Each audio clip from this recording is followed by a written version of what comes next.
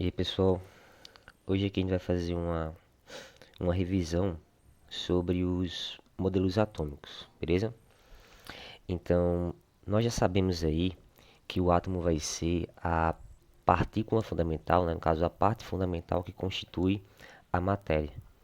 Então, para a gente poder entender a estrutura atual do átomo, a gente vai ter que retomar aí, conhecer como é que se deu a evolução dos modelos atômicos.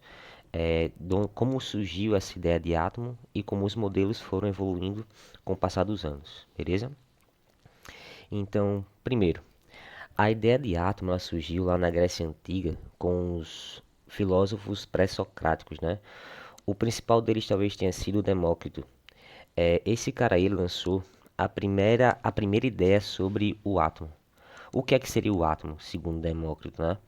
Se você pegasse uma porção de matéria e dividisse várias e várias vezes, você iria chegar a um certo momento que você não conseguiria mais dividir essa matéria. Chegaria na parte indivisível da matéria, que é justamente o que chamamos de átomo, parte indivisível.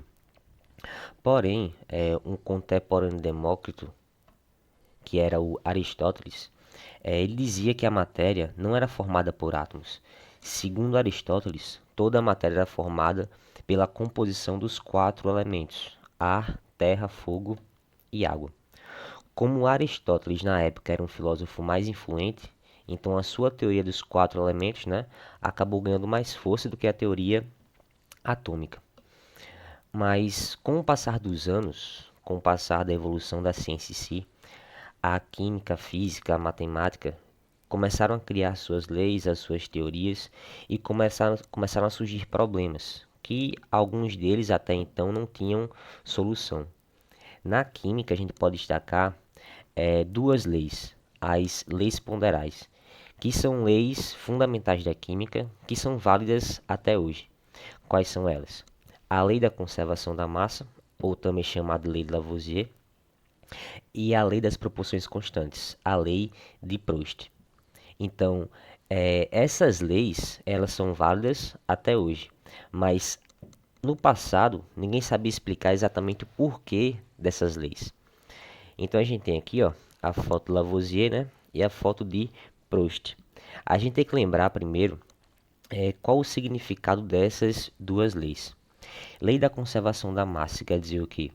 Que em todo o processo químico que acontecer em um sistema fechado, ou seja, um sistema que não vai permitir a saída de nada da reação e, nem entrada, e não entrar nada de fora também na reação, em toda a reação química que acontece em um sistema fechado, a massa sempre tende a se conservar, ou seja, a massa dos reagentes ao final vai ser igual à massa dos produtos.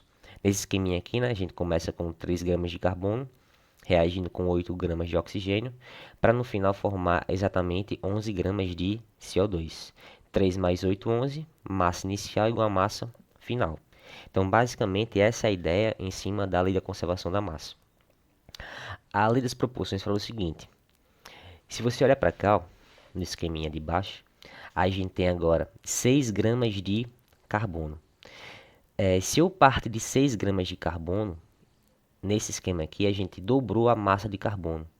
Para que toda essa massa de carbono seja completamente consumida, eu também tenho que dobrar a massa do outro reagente, que nesse caso é a massa do oxigênio. Lei das proporções constantes, ela fala que sempre vai existir uma proporção fixa e constante entre as massas dos reagentes. Nesse caso aqui, para essa reação, né, de carbono com O2 para formar CO2, a proporção das massas que existe entre carbono e oxigênio vai ser 3 para 8. Ou seja, 3 gramas de carbono sempre vão reagir exatamente com 8 gramas de oxigênio, de O2, para formar exatamente 11 gramas de CO2.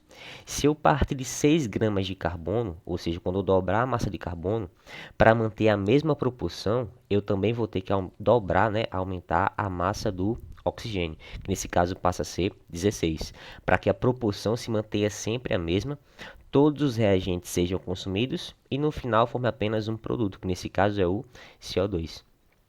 E também dá para evidenciar aqui a primeira lei, né? A soma das massas dos reagentes ao final é igual à soma da massa do produto, a massa final do produto. Tranquilo? Então lembrar que essas duas leis, as leis ponderais, elas são leis fundamentais da química e são vigentes até hoje. Só que na época que essas leis foram enunciadas, ninguém sabia exatamente explicar o porquê delas. Então, para poder explicar as duas leis, tiveram que retomar a ideia de átomo. E quem foi que retomou essa ideia foi um cara chamado de Dalton. Dalton retomou as teorias atômicas, no caso, retomou a ideia de átomo para criar uma teoria atômica a fim de explicar as duas leis ponderais, a lei da conservação da massa e a lei das proporções constantes. Então, para promover essa explicação, Dalton construiu um modelo atômico, uma ideia de átomo. E esse átomo apresentava algumas características que eram suficientes para explicar as duas leis. Quais são elas? Segundo Dalton, o átomo seria uma esfera maciça, indivisível, indestrutível, sem carga elétrica. E também, átomos de um mesmo elemento químico têm as mesmas propriedades e a mesma massa. Ou seja, se eu tenho átomos de um mesmo elemento químico, eles têm a mesma massa e as mesmas características. Se eu tenho átomos de elementos químicos diferentes, massas diferentes, propriedades diferentes. Esse modelo fica conhecido como modelo da bola de bilhar. Mas vamos entender como esse modelo consegue explicar as leis ponderais. Se eu voltar para cá, para o slide anterior, a gente tem esse esqueminha que mostra a reação, né, do C, com o caso do carbono com O2 formando CO2.